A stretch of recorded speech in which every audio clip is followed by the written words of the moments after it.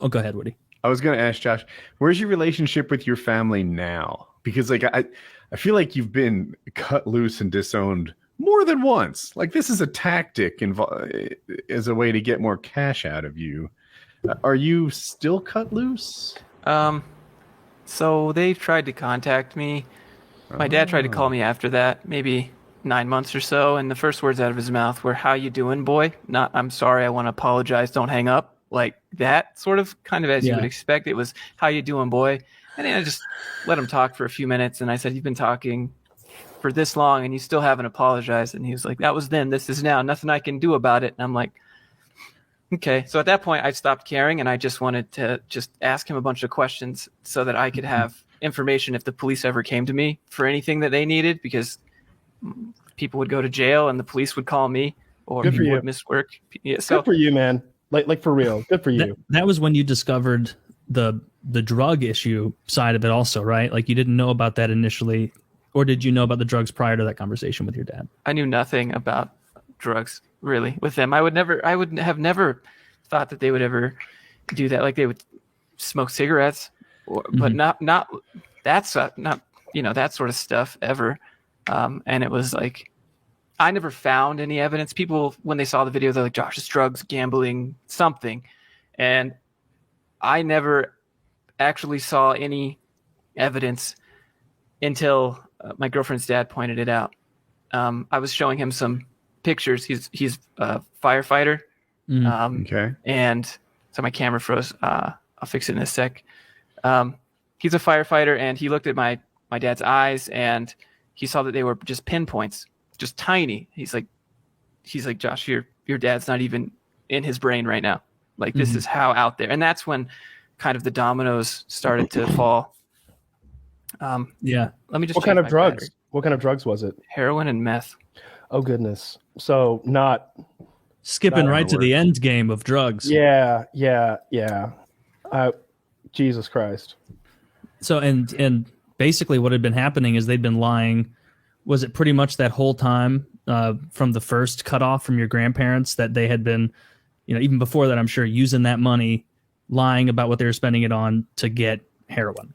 Yeah, so my dad would have these mysterious medical issues, and he'd say, "I need to go to the doctor and get this and that." But he would never tell me what doctor. He would never show me a receipt, nothing. But, he's like, "I'm going to die if I don't have it." I'm like, "Okay, here you go," Or they would do the triple dipping thing, I guess is what I would call it. They would call me, they'd call my mom's parents, they'd call my dad's parents, and they'd all ask each one of them for money, but they wouldn't tell you if they got money from someone. So they'd, get money from everyone and not say, "Oh, no, they already gave me money, we're good."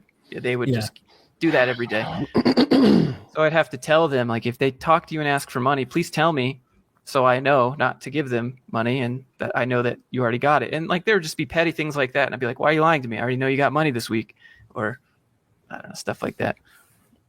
Yeah, that is rough.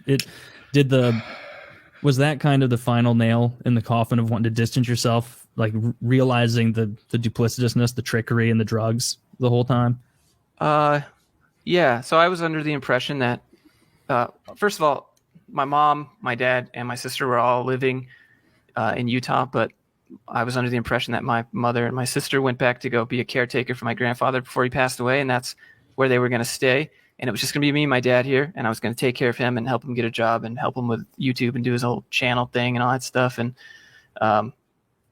that didn't happen. My mom became a caretaker. My grandfather passed away, and then my mom started using my deceased grandfather's pain pills, stealing until she got caught, and then my grandmother kicked her out back to Utah with my dad. But when I went to go see my dad, there was a time where I went to go knock on his door just because I wanted to check in on him because he doesn't answer, sends these texts that don't make sense because he's probably out of it or something.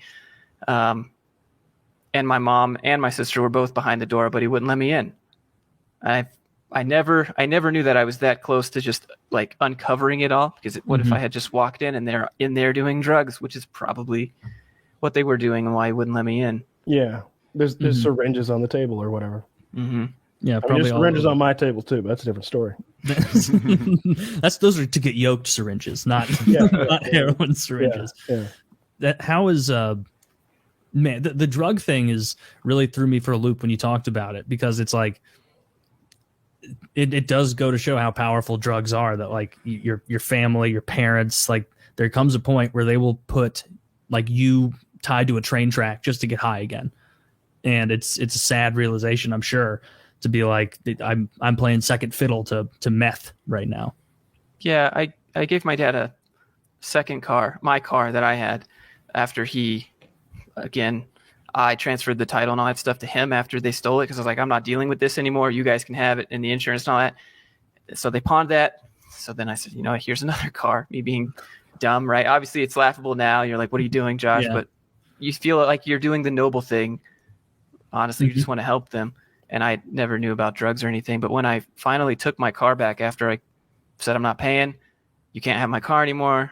He said you were going to get a job. So I finally went and got a repo dude to come take it while he was, I don't know, at home. All three of them were there. And I didn't know that when I was repoing the car. I didn't know I was taking it from all three of them.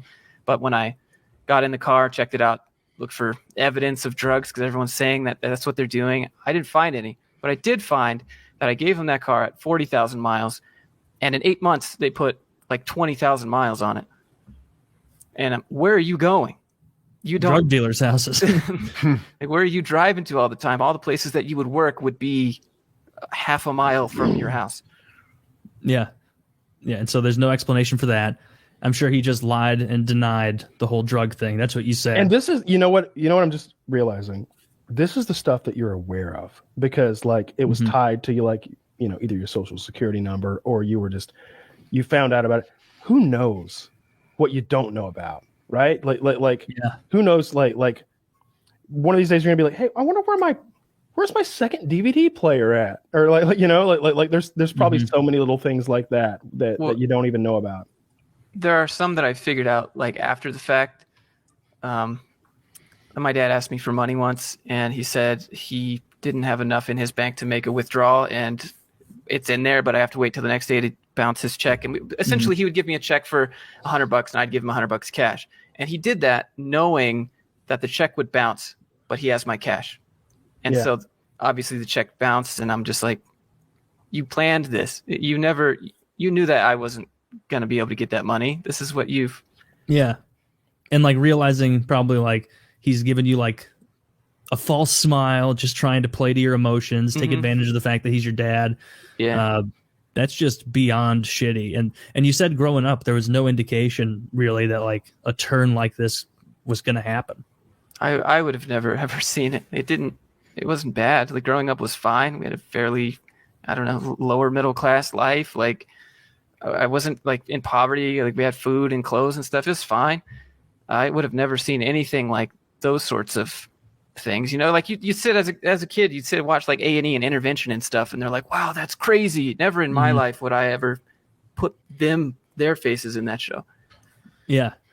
And something that was interesting, I remember you saying in the second video, your dad saying, I don't watch those videos because your grandparents told me not to.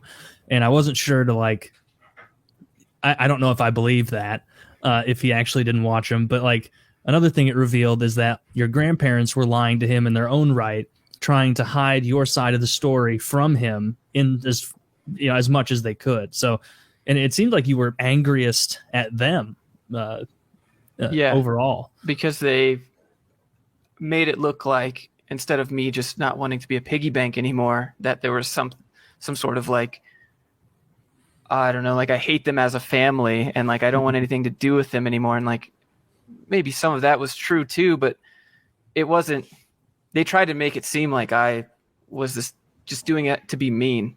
Yeah. And not because I had given him warnings for like 4 or 5 months at a time. Every month is like, hey man, you got to get a job next month. Okay, yeah, I will. And then the next month, hey man, look, and it went on and on like that for years, really. And then eventually one of the times I just said, all right, this is it, the last one. But obviously he doesn't believe me because I've said that 30 times before. So when I finally put my foot down, even my grandparents were betting on me breaking, because I've told them, this is the last month before too. And I was like, I'm not going to pay his rent. And then they would message me a month later and be like, yeah, so how do you pay his rent? And I would say, I paid it. It's fine. He's still looking. It would always be that constant.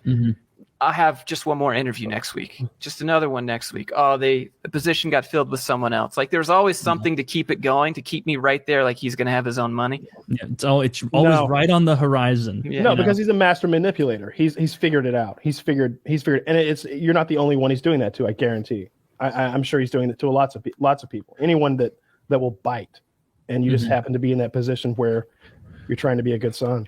How are you funding all this? Is it just YouTube money? Are you working full time on top of YouTube? Just YouTube. I don't know. I'm fairly frugal, I guess. I make investments when I can, but other than that, I just usually buy food and clothes and expense stuff for the channel, I guess. But yeah, it was all just me, just saving, because I don't buy a whole lot, so I just save. And you don't have a fucking drug problem. Yeah. And by saving, you mean giving your money to somebody else.